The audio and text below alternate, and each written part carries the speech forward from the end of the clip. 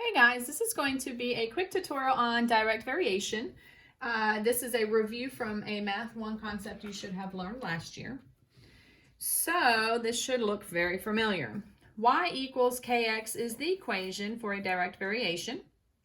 To find k, which is also known as the constant of variation, is k equals your y divided by your x.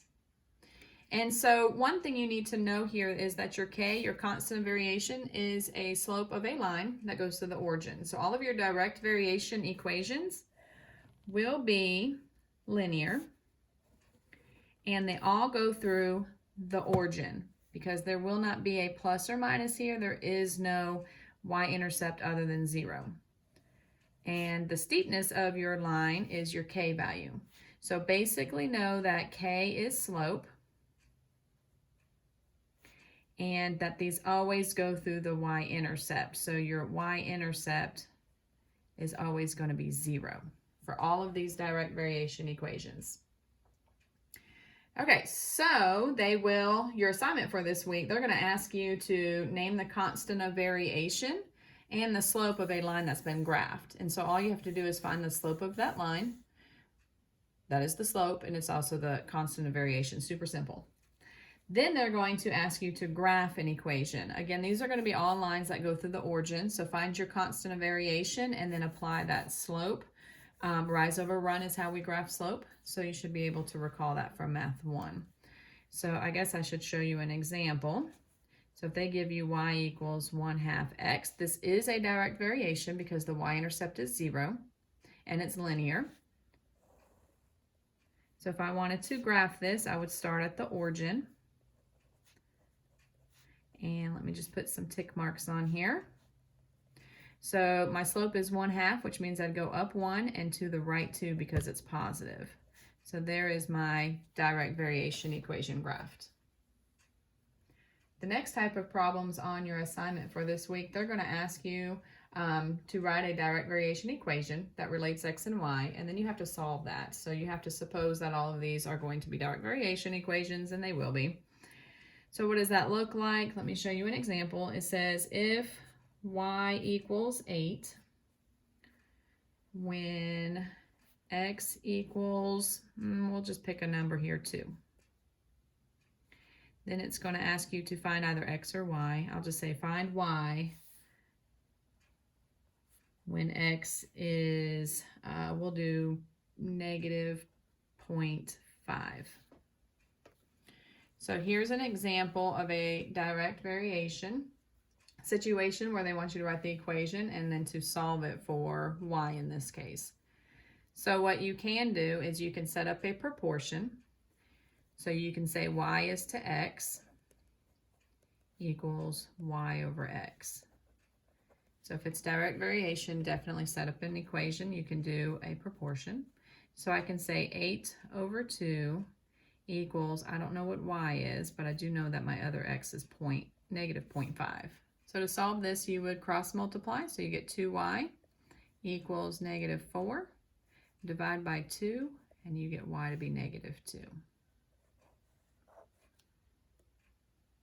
If they want a direct variation equation, I guess is what they said in the instructions, maybe if I read that a little more careful, to write my equation, I would need to figure out what k is. So what k is, very simple. You take your y that you are given and your x that you're given, and you divide y by x. So y is 8, x is 2. So to find this k value, take y divided by, x, and that would be 8 divided by 2, which is 4. So my equation would be y equals 4x. And then when I solved it, I got y to be 2. Let me do another example because I hope that didn't confuse you. So if y equals, let's see here, we'll just do, 54. When x equals 16. This time I'm going to say find x when y equals 120. Totally making these numbers up, so they may have some crazy answers, but that's okay because I have my Desmos up and ready to use if I need it. Or I have my TI-84 calculator. If you guys own one, you can have that readily available for you. All right, so to find my equation, we're going to use y equals kx. Remember, how do you find that k value? You take your given y and you divide that by your given x, which is these two numbers here. So take your y of 54 and you're going to divide that by 16. And when you do that, you get a decimal, and that's okay. So my equation is y equals 3.375x. So there's my equation.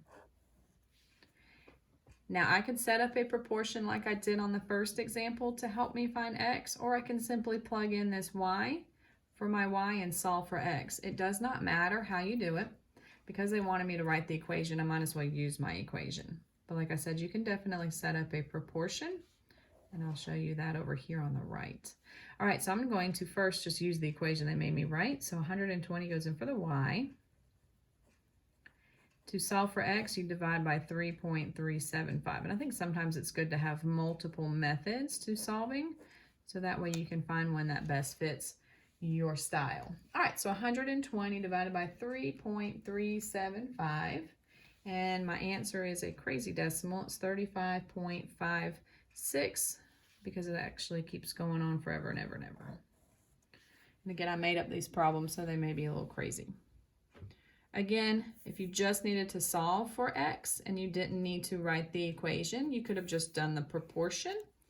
So this would be y over x equals y over x. So I could say 54 over 16 equals 120 over x. Cross multiply, you get 54x, and you get 16 times, I could probably do this without my calculator, but it's kind of early in the morning. That's my excuse, and I'm sticking to it. 16 times, what am I looking for, 120? That's a big old number. It's 1920. And then divide by 54, and we should end up with the same answer as this one. So I'm going to take my 1920.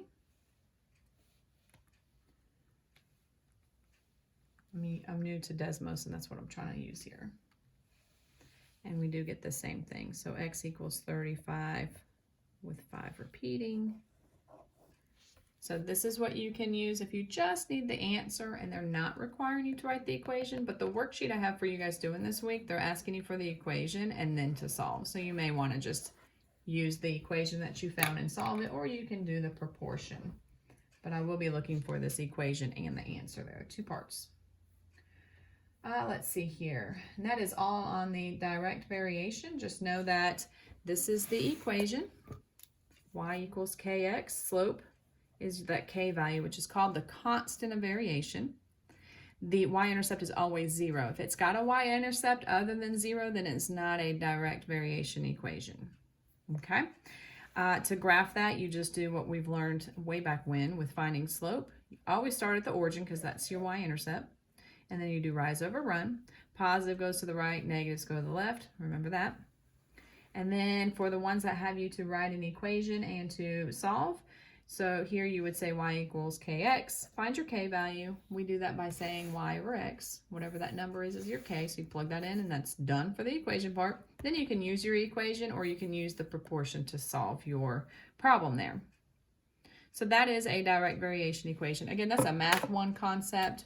You guys should have done that last year. So this is a quick review to help you do the assignment for this week.